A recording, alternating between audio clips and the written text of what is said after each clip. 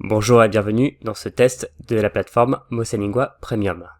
Ce test est une mise à jour de celui que j'avais réalisé en 2022 pour le japonais, parce que je me suis rendu compte que le japonais étant une langue qui avait été ajoutée assez récemment, pas mal de choses étaient encore en train d'être faites, en train d'être terminées, il manquait des fonctionnalités, donc le test que j'avais fait précédemment est caduque, je l'ai mis à jour sur le site, et je vais en profiter pour faire une démonstration.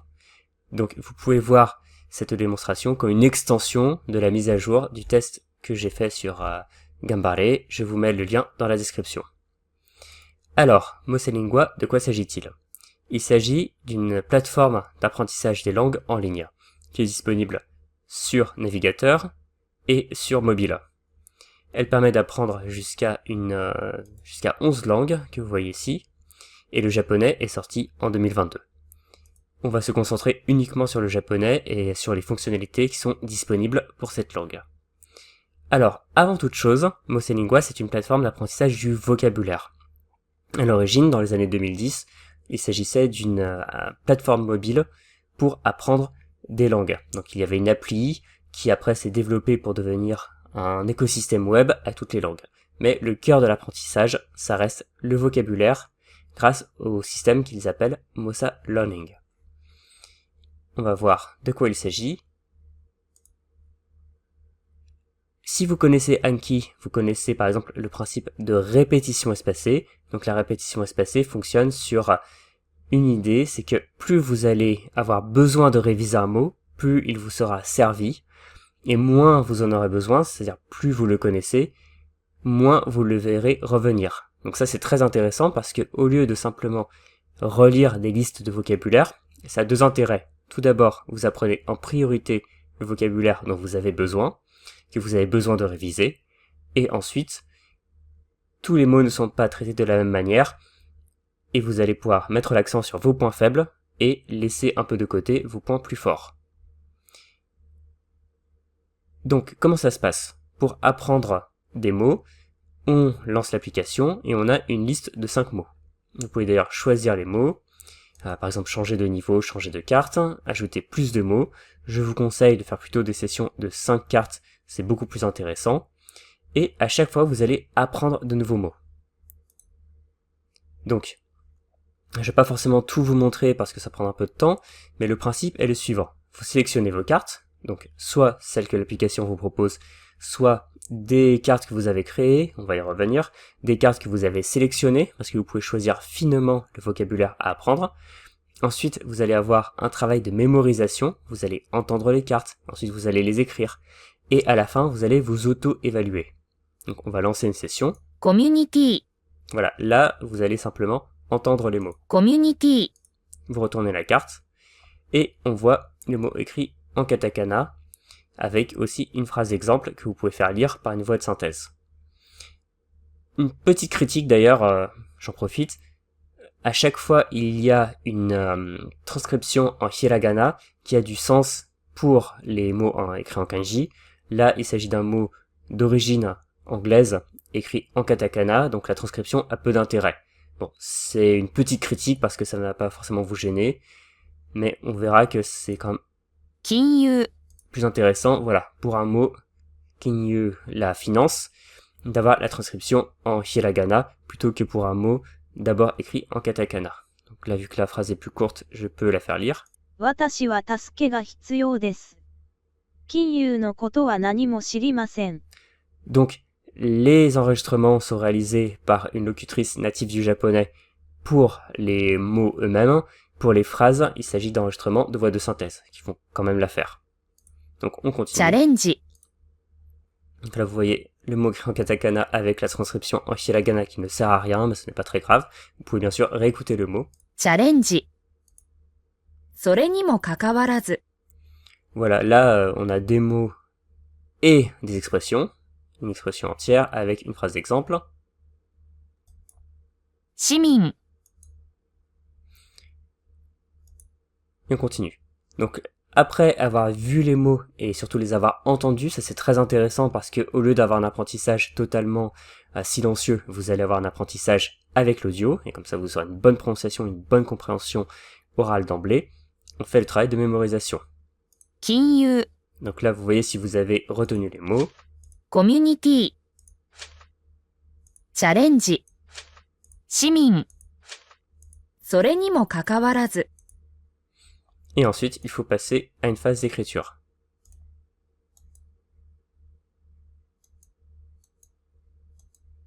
チャレンジ、あ金融、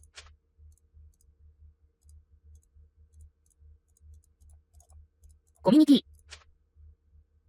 市民。 Encore un. Sorry. それにもかかわらず、 Et enfin, vous allez vous auto-évaluer. Donc, le mot, vous allez le revoir. Comment dit-on communauté en japonais? コミュニティ、 Community. Et là, vous allez pouvoir soit revoir la carte, si vous vous rendez compte que vous n'avez pas su répondre, soit dire que c'est difficile, un mot qui est très nouveau, soit bien parce que vous l'avez déjà vu quelque part, soit parfait parce que vous le connaissez déjà, et vous voulez passer à la suite. Si vous connaissez Anki, vous voyez que c'est exactement le même système, enrichi de toute la partie avec l'écoute, avec le fait de réécrire. Donc là, je veux dire bien, bon après ce sont des mots que je connais par cœur, mais 市民、金融、 voilà. チャレンジ、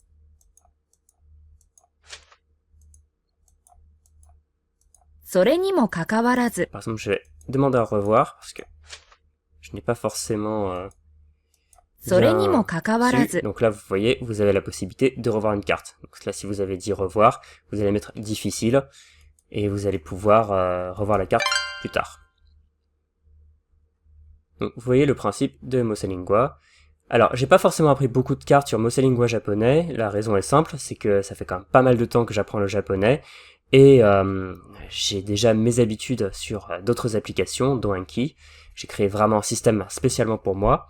Donc, je n'ai pas forcément beaucoup utilisé Mosalingua. En revanche, je l'avais beaucoup utilisé pour l'italien. C'est l'une des raisons pour lesquelles je parle italien aujourd'hui. Et vous voyez que c'est très intéressant comme système. Mais on peut aller plus loin. Vous pouvez par exemple explorer. Et là, vous avez des listes thématiques ou sur des qui correspondent à votre progression. Vous avez des leçons, on va y revenir, des bonus. Et l'intérêt, c'est que vous allez pouvoir choisir des listes en fonction, par exemple, de votre niveau. Parce que, mettons que vous arriviez dans Mosalingua japonais et que vous ayez déjà un niveau A1, A2, enfin, par exemple, vous avez déjà passé un examen du JLPT, vous n'allez pas revoir les mots les plus basiques. Donc là, par exemple, on peut commencer directement au niveau 4 et vous pouvez explorer les cartes et voir un peu ce que ce niveau 4.1 a dans le ventre. Vous allez par exemple apprendre... 最近どう？元気？ D'ailleurs, c'est intéressant parce que Saikin do ou Genki, ce sont des expressions plus familières que par exemple o Genki desu ka. Donc vous voyez qu'il y a pas mal de choses pour apprendre à parler japonais dans plein de situations du quotidien. Une autre fonction qui est intéressante, ça va être celle pour rechercher un mot. Et là, on touche à quelque chose d'assez puissant. Parce que si par exemple, vous tombez sur un mot dans un texte et vous dites « Ah, là j'aimerais bien le retenir », eh bien, vous pouvez tout simplement le retrouver. Je vous avais sélectionné un texte dont on va reparler un peu plus tard. Je vais essayer de trouver un mot un peu simple. Par exemple, Anzen, il doit l'avoir. Voilà. Anzenna, sur en sécurité. Il y a des phrases avec le mot Anzen. Donc, vous pouvez choisir de l'apprendre. Voilà. Il suffit de cliquer ici, et comme ça, vous allez apprendre la carte lors de vos prochaines révisions. Donc là, vous voyez, Anzenna, donc la forme adjectivale de Anzen. Et ça, c'est vraiment super parce qu'il n'y a pas forcément besoin de créer des cartes mémoire. Vous pouvez simplement les sélectionner. Et si vous tombez sur un mot et qu'il vous semble important, vous pouvez le chercher dans l'application. Et s'il y est, vous avez déjà une très bonne carte mémoire avec généralement l'audio, une phrase d'exemple et une image. Et si jamais vous ne trouvez pas une carte, eh bien vous pouvez la créer. Alors l'interface est un peu austère, mais elle fait le travail. Vous pouvez créer autant de cartes que vous voulez en appuyant sur le plus ou le moins. Et ce que vous allez voir, c'est que il y a le mot ou la phrase en japonais, vous pouvez rajouter une phrase d'exemple, et ensuite la traduction en français, et la traduction de la phrase d'exemple en français. Et on peut ajouter dans d'autres catégories, créer des catégories, bref, c'est assez flexible. On peut même importer un fichier CSV, c'est-à-dire en format tableur, pour mettre plusieurs cartes mémoire à la fois. Donc vous voyez que c'est assez intéressant et qu'il n'y a pas forcément besoin de rester sur du vocabulaire bébé et qu'on peut aller assez loin dans son apprentissage et l'application reste pertinente même si vous avez un niveau intermédiaire avancé. Il est d'ailleurs possible de choisir plein de paramètres. Bon, par exemple, on peut passer en mode nuit, qui est d'ailleurs assez esthétique, je trouve. Et faire un test de niveau. La dernière fois que je l'avais testé, je l'avais trouvé assez peu inspiré. Il est assez facile, quand on comprend la logique du test, de tricher. Donc vous pouvez le faire, mais je vous recommande quand même d'évaluer vous-même votre niveau en japonais. Donc si vous êtes débutant, de toute façon, il n'y aura pas trop d'entourloupe. Si vous êtes plus avancé, cherchez par exemple votre niveau soit sur le JLPT, soit sur le CECR, A1, A2, B1, B2, etc. Et choisissez vous-même le vocabulaire. Et enfin, une possibilité qui est un peu cachée mais qui est très intéressante, c'est l'objectif d'apprentissage. Parce que en fonction de si vous voulez parler avec des amis, préparer un voyage au Japon, ou vous avez un objectif professionnel, vous n'aurez pas les mêmes problématiques, pas les mêmes besoins, et donc vous avez besoin d'un vocabulaire potentiellement différent. Et là, par exemple, si je veux changer, voilà, voyager, parler, travailler, etc., etc. Donc déjà, avec ça, vous avez pas mal de choses, mais il y a aussi d'autres possibilités. Des leçons. Donc pour le japonais, il n'y en a pas forcément beaucoup, mais il y a déjà les grands principes de base. Par exemple, pour la prononciation.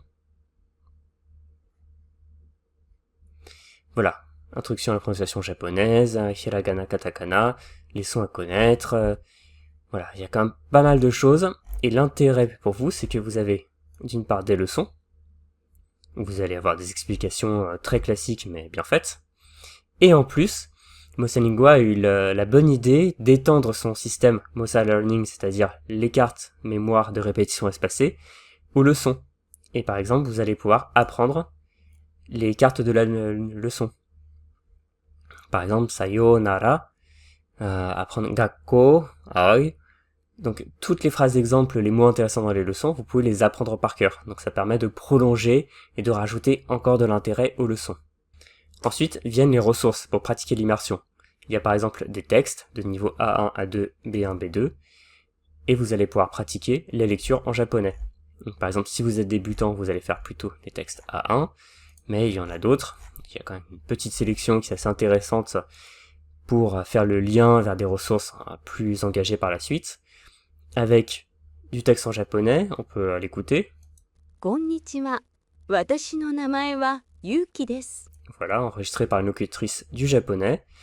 Et vous pouvez en plus voilà, transcription, donc utiliser avec modération parce que les romaji ce n'est pas forcément très intéressant pour apprendre le japonais, mais en tout cas pour les kanji ça va vous servir. Il y a aussi des musiques avec une curation de contenu, avec des ressources qui existent déjà et qui vous sont servies ici sur un plateau d'argent, donc vous n'avez plus qu'à chercher. Bon, par exemple l'introduction de Evangelion pour ceux qui connaissent, avec le script. Voilà, ça permet d'avoir un grand classique du japonais et de pouvoir travailler dessus. Ou alors des vidéos en japonais qui sont tirées de YouTube, avec à chaque fois un intérêt supplémentaire. Peut-être que vous connaissez ces youtubeurs si vous avez déjà vu. Mais en plus avec ça, vous avez voilà, la transcription, le script. Donc il sera plus simple d'exploiter ces ressources. Parlons ensuite d'une fonctionnalité qui est très puissante et qui accompagne Mosa Lingua. Il s'agit de Mosa Discovery. Alors, Mosa Discovery, concrètement, c'est une extension à rajouter sur le navigateur Chrome et qui permet, sur n'importe quel site web, et aussi sur des vidéos avec les sous-titres, de rechercher du vocabulaire et potentiellement l'ajouter à vos révisions. Et là, vous avez le meilleur des deux mondes, c'est-à-dire que vous avez déjà dans la partie vocabulaire du vocabulaire à apprendre. Là, ce sont les mots qui me sont servis. Là, c'est la carte que j'ai voulu rajouter à mes révisions. Mais vous pouvez en plus ajouter du vocabulaire directement, soit depuis Mosa Lingua, soit depuis un site externe. par exemple, là je vais apprendre ce mot, je me dis tiens c'est quoi? Isha. Et vous avez la traduction. Donc déjà l'intérêt c'est d'avoir des traductions à la volée quand vous lisez un texte, et ça c'est très intéressant parce que ça permet de ne pas buter sur un mot et d'en avoir la traduction assez vite. Par exemple kaiwa, conversation, et vous pouvez l'ajouter. Donc vous cliquez simplement sur ajouter à Mosalingua. Vous avez japonais, français. Si ce n'est pas configuré correctement, pensez bien à mettre la langue parce qu'il y a pas mal de langues différentes dans Mosalingua. Vous avez le mot en japonais, le mot en français, et vous avez un extrait du texte qui est autour, utilisé comme phrase d'exemple. Ce qui est intéressant parce que, je l'ai dit souvent, un mot ne s'apprend pas seul, il s'apprend avec un contexte d'emploi. Sinon vous n'allez pas le comprendre quand vous allez le retrouver, et vous n'allez pas savoir exactement comment l'utiliser. Vous pouvez par exemple ajouter à Mosalingua, je vais pas forcément le faire parce que je pense que kaiwa existe déjà, mais vous voyez le principe. Et ça, vous pouvez le faire aussi sur un site externe. Par exemple, là je vous ai pris un texte assez costaud, hein. Bon, je suis désolé, c'est le premier qui m'est tombé sous la main sur le Asahi Shimbun. C'est sur du militaire, c'est pas forcément très drôle, mais bon, ça permettait de trouver un exemple parlant. Et si vous vous posez la question, par exemple, de ce mot-là, Boki Yoshutsu, qui veut dire l'export d'armement, eh bien là vous allez, grâce au module Chrome dont on a parlé, ajouter à Mosalingua. Et là vous allez voir Boku Yoshutsu, exportation d'armement, et vous avez le titre traduit, utilisé comme phrase d'exemple. Et là vous pouvez l'ajouter. Voilà, carte ajoutée avec succès, il me dit, on va vérifier ça. Voilà, la carte Boku Yoshutsu. Donc, l'intérêt pour vous, vous voyez, c'est que c'est une plateforme qui est très flexible. Vous pouvez simplement, en étant débutant, avoir des leçons sur les hiragana par exemple, sur les bases de la grammaire, apprendre le vocabulaire de base. Si vous êtes plus avancé, vous pouvez tout simplement choisir le vocabulaire à apprendre, qui sera plus complexe. Comme ça, vous laissez tomber tout ce qui est débutant, c'est normal, vous le connaissez déjà. Et en plus, si vous êtes un apprenant plutôt avancé, si vous voulez faire de la lecture surtout, eh bien vous pouvez utiliser n'importe quel site. Comme je le disais, même YouTube, Netflix, si tant est qu'il y ait des sous-titres, vous pouvez cliquer dessus et rajouter à Mosa Discovery, qui va ensuite rajouter à vos révisions. Donc vous voyez qu'avec ça, vous avez une plateforme qui est quand même très puissante pour apprendre le japonais, quel que soit votre niveau. En plus de ça, ce qui vous est proposé pour le japonais, c'est un chat avec de l'IA. Donc le principe, c'est à peu près comme un chat façon ChatGPT, je pense que c'est ChatGPT derrière, avec une surcouche qui va vous permettre d'apprendre le japonais. Alors là par exemple, il y a des scénarios, ça c'est très intéressant parce que si vous ne savez pas de quoi parler, c'est un peu embêtant, vous allez vite vous ennuyer. Mais là non seulement vous avez un parcours fléché pour pouvoir savoir quoi dire, par exemple acheter un billet de bus, réserver une chambre d'hôtel, etc. Et ça va vous permettre d'ailleurs de vous préparer à des situations que vous allez rencontrer en voyage. À chaque fois que je suis allé en voyage au Japon, je me suis retrouvé à prendre le bus. Il faut aller dans les guichets, il faut aller demander. Donc il est intéressant de savoir quoi dire pour acheter un billet de bus. Donc là l'IA va vous parler, vous allez pouvoir traduire. Donc soit vous écrivez quelque chose, vous pouvez même utiliser votre micro pour parler, soit vous avez des suggestions de réponses. Et ça c'est intéressant parce que si vous ne savez pas quoi dire, ça vous permet de vous débloquer, ça permet d'apprendre du vocabulaire, et ça permet de fluidifier la conversation. Donc là on va dire par exemple que je vais aller au shopping mall avec des amis. Donc là, il traite votre phrase. ショッピングモールに行くには、どのバス路線を利用されますか？また、バスの時間や料金についてお知りになりたいことはありますか？ Et voilà, et vous pouvez continuer ainsi, avoir par exemple des suggestions de réponses, et vous avez là aussi pas mal de choses qui vont vous permettre de discuter. Bon, évidemment, ça ne remplacera jamais un tuteur, un professeur ou simplement un correspondant japonais, mais ça permet par exemple, si vous manquez de confiance en vous, de vous lancer.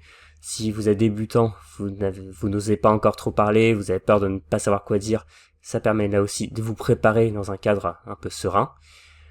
Et sinon, si les personnes avec qui vous discutez ne sont pas disponibles ou si vous voulez faire encore plus de conversations, ça permet de rajouter de la pratique du japonais.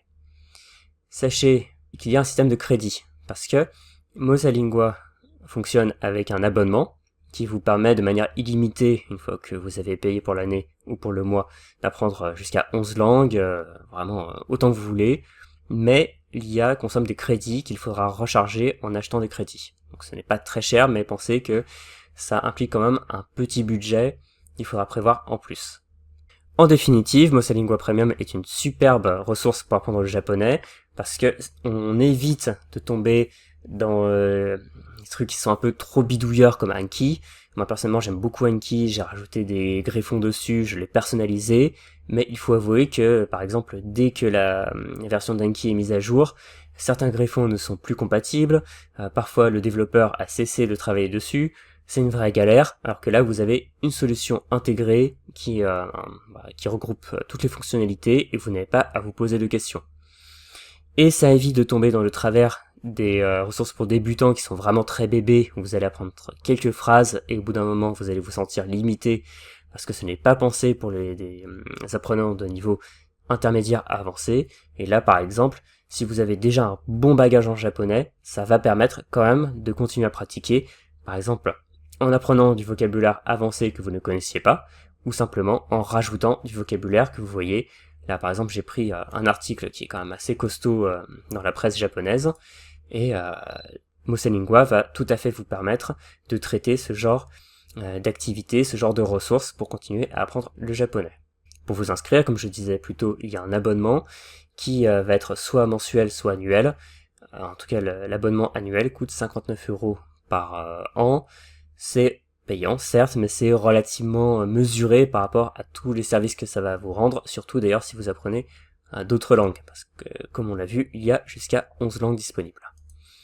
Pour terminer, si vous regardez cette vidéo en novembre, sachez qu'il y a une offre spéciale pour le Black Friday, avec Mosalingua Premium qu'on a vu, avec 1500 crédits dans l'IA dont on a parlé, MosaChat, avec à peu près 25 heures d'entraînement de conversation. Il y a d'autres ressources. Mosa Training, qui est une formation sur apprendre à apprendre les langues, qui va vous servir d'ailleurs pour le japonais. Mosa Series, qui n'est pas pour le japonais, mais qui permet d'améliorer votre écoute dans 5 langues. Mosa Speak, malheureusement, pas pour le japonais non plus, mais qui permet d'améliorer votre prononciation dans 5 langues. Donc ça peut être intéressant si vous apprenez l'une des langues concernées.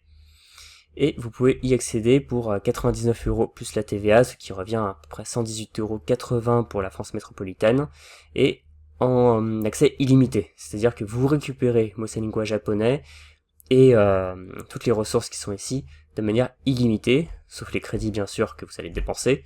Donc ça peut être encore plus intéressant parce que pour 118,80 €, vous avez une ressource que vous garderez à vie pour apprendre le japonais. Donc si ça vous intéresse, il y a un lien dans la description.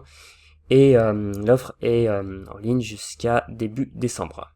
Pour conclure, je vous recommande d'utiliser Mosalingua japonais. Personnellement, si je devais recommencer le japonais aujourd'hui, je l'apprendrais sans hésitation, même pour les autres langues. Et de toute façon, vous avez, hors période du Black Friday, un essai de 2 semaines pour vous faire votre avis, voir si ça vous correspond, voir si vous aimez la logique et le fonctionnement.